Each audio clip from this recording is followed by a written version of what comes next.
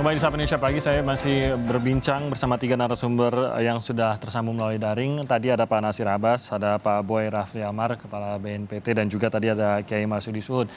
Saya kembali ke Pak Nasir. Tadi kita bicara soal narasi. Nah, ini mungkin sedikit lebih teknis tentang bagaimana posisi Afghanistan itu sendiri di dalam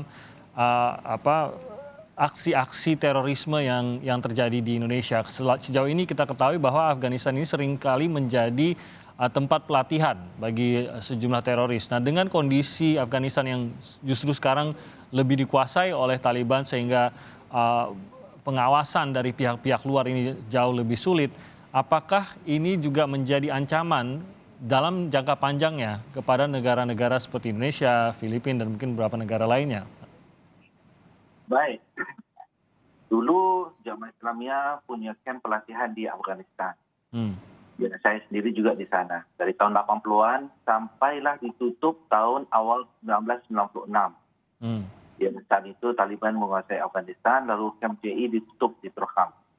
Kemudian, ya pada tahun 98, jadi 3 tahun kemudian, setelah melihat kemenangan Taliban menguasai, kemudian melihat Osama bin Laden juga membangun camp di sana, lalu JI mengirim orang lagi ke sana. Ya, makanya ada pada tahun 98, 99 seperti Azhari ya berangkat ke sana, ada orang Indonesia, orang Singapura juga ada berangkat ke sana.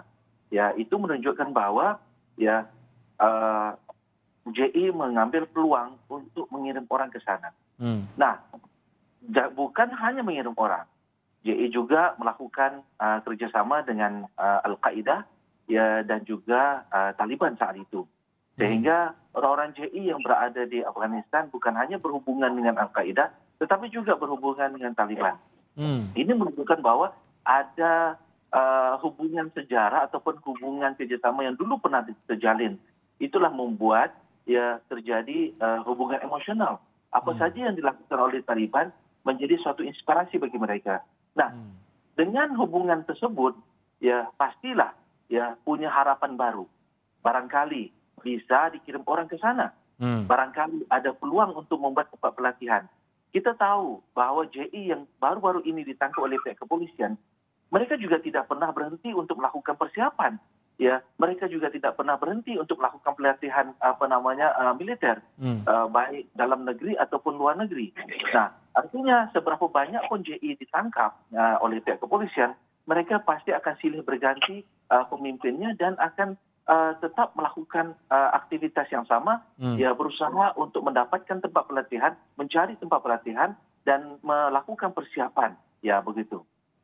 Nah, berarti memang mengancam untuk jangka panjang ya, dan lebih sulit lagi untuk mengawasi, membatasi hal tersebut, terutama dari pihak di sekitar Afghanistannya itu sendiri? Ya pastinya, ya saya pernah di sana, walaupun Taliban mengatakan bahwa mereka akan, ini menurut pernyataan mereka ya, kita ingin pembuktian dari Taliban karena dulu juga ya kembalinya orang Arab ke Afghanistan itu juga diberikan pintu oleh Taliban. Nah, sekarang ini kita melihat Taliban kemudian menyatakan mereka tidak akan memberi peluang kepada kelompok-kelompok teroris untuk berada di Afghanistan. Tetapi jangan lupa ya, bukan hanya Taliban yang ada di sana. Ada kelompok yang menamakan diri mereka mujahidin. Ya begitu. Mereka juga punya kepentingan untuk menjatuhkan Taliban. Mereka juga kepentingan untuk membentuk negara sendiri mereka di Afghanistan. Ya. Dan untuk berangkat ke Afghanistan itu banyak sekali jalur-jalurnya ya yang bisa masuk ke ke Afghanistan.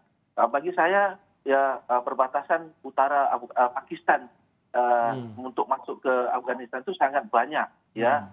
Ya kalau misalnya orang-orang ini dulu saya beralasan belajar atau ikut jamaah tabligh, kemudian menyeberang dengan mudah di sana. Saya yakin saat ini pun ya dengan geografis yang ada di utara Pakistan dan juga selatan Afghanistan itu memberi banyak peluang untuk jalur masuk ke sana. Kalaupun mereka tidak bergabung dengan Taliban, bisa saja mereka bergabung dengan mujahidin di sana. Nah, ini mungkin kekhawatiran utamanya, Pak Boy, terutama untuk jangka panjangnya, bagaimana Afghanistan ini justru kembali terbuka, pengawasannya lebih sulit, tidak ada pasukan di sana untuk mengawasi hal tersebut, sehingga bisa berkembang dengan pesat pusat-pusat atau camp-camp pelatihan bagi terorisme ini, termasuk juga bagi simpatisan dari Indonesia yang akan berangkat ke sana. Bagaimana mengantisipasi hal ini, Pak Boy?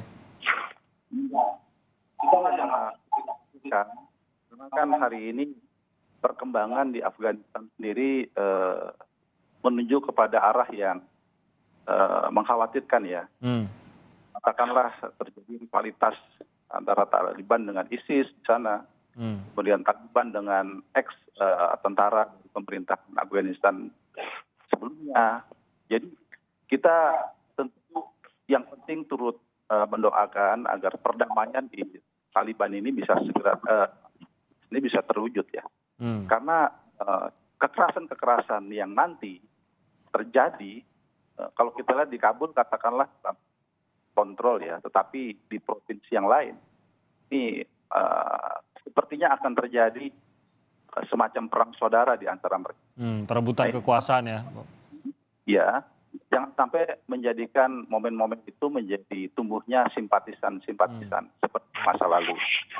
Kan para pemuda Indonesia di tahun 80-an yang Pak Nasir Abbas tadi sampaikan, itu kan terjadi masa lalu. Nah, tentu kita perlu menguatkan semangat nasionalisme kita. Tadi Pak kita menyampaikan bahwa Taliban belum menemukan jati diri. Kalau bangsa Indonesia ini sudah memiliki jati diri. Kita sudah memiliki 4 pilar kebangsaan atau 4 konsensus nasional ya. Kita punya Undang-Undang Dasar Indonesia, Ideologi Pancasila, Bhinneka Tunggal Ika, dan NKRI. Ini semangat persatuan, semangat kebangsaan seperti ini, sepertinya Taliban belum memiliki. Mereka masih terjebak di dalam konflik alih mengambil kekuasaan di antara entitas kelompok yang ada di sana. Nah, ini tentu jangan sampai momen tahun 80-an itu menjadi sebuah hal yang menginspirasi. Nah, masyarakat kita perlu menyadari bahwa adalah contoh-contoh yang tidak baik, ya. Bukan role model yang baik buat kita sebagai bangsa yang demokrasi, memiliki jati diri yang tentunya terpenting hari ini adalah bagaimana kita membangun semangat kecintaan kepada negara Republik Indonesia ini untuk selalu menjadi lebih baik dan mewaspadai segala pengaruh virus radikal intoleran yang dihembuskan dengan adanya contoh-contoh yang terjadi di berbagai negara, termasuk Afghanistan ini. Pak Boy, itulah tentunya kita harus lakukan. Ya, Pak Boy, mungkinkah secara teknis mungkin mempersulit ataupun lebih menyaring lagi siapa yang berangkat kalau tadi Pak Nasir mencontohkan bahkan ke Pakistan pun nanti ada yang mencari jalan dari situ untuk menuju ke Afghanistan, terutama juga mereka yang kembali dari sana. Bagaimana melakukan screeningnya ini dan apakah akan ada pengetatan mengingat semakin rawan areanya? Iya, yang berangkat ini kan pernah terjadi pengalaman samping terkait 80 itu juga terkait dengan hasil atau dampak dari propaganda ISIS untuk berangkat ke Irak dan Syria. Sudah dari 500 keberangkatan budak Indonesia bersama dengan istri, dengan anak. Nah, ini kan semangat nasionalisme ya tentunya rapuh. Buat apa kita melakukan kegiatan negara tetapi adalah sesuatu yang membahayakan. Lebih bagus kita tanamkan semangat untuk bela negara. Nah, ini yang harus kita lakukan. Sambil kita memberikan edukasi kepada masyarakat kita. Kita sudah punya contoh yang real dan bahkan contoh ini masih dirasakan. Masih banyak masyarakat kita yang terdampar di dan tentunya juga yang meninggal dunia dan banyak lagi yang memang sudah dideportasi atau sebagai terni. Tetapi ini alaman jangan sampai terulang kembali. Itu harapan.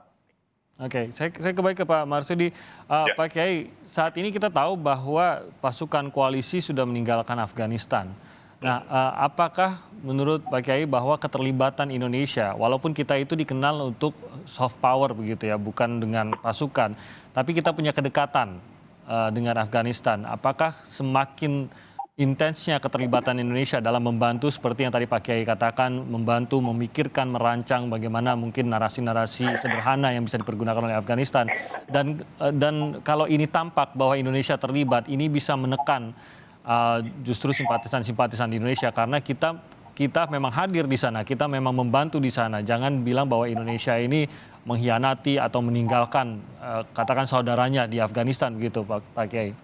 Ya demikian ya, bahwa sebuah negara itu berdiri ketika seluruh elemen dari bangsa itu mayoritas lah, tidak semuanya, mengakui bersama-sama hidup untuk mencari kemaslahatan yang sama untuk hidup itu. Nah, ketika itu masih terpecah belah, kalau di dalam Afghanistan itu sendiri kan kalau kita dengar itu Taliban itu ya satu kelompok.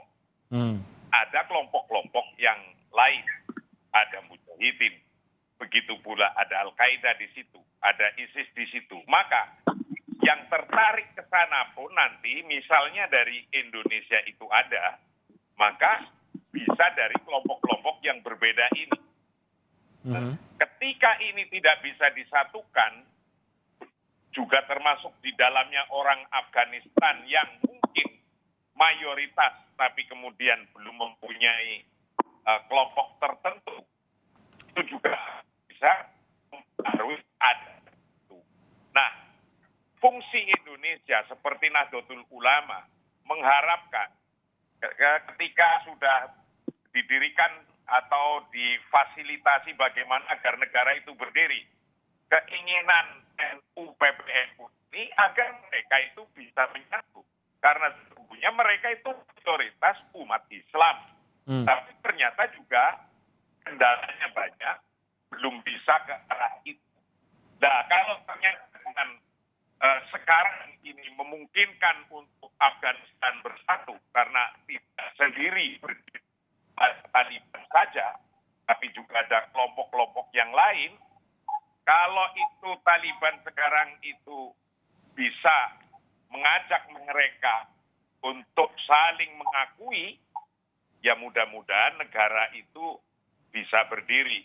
Tapi belum wakil presidennya pun kan sekarang sudah mengangkat dirinya, mungkin sesuai undang-undang yang berlaku di sana, sudah menjadi presiden.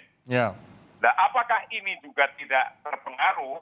Nah, maka konteks inilah NU atau pemerintah Indonesia lagi melihat celah mana kita ingin membantu mereka agar segera mempunyai negara yang berdaulat. Pak Kiai, saya ingin tanya singkat saja, PBNU sendiri apakah ada rencana mungkin untuk melakukan pertemuan kah, mungkin dibantu oleh pemerintah, sekadar untuk melihat ataupun menyampaikan seperti apa mungkin yang bisa dilakukan oleh Taliban kah ataupun pemerintahan di Afghanistan kah atau sekadar berdialog dengan mereka?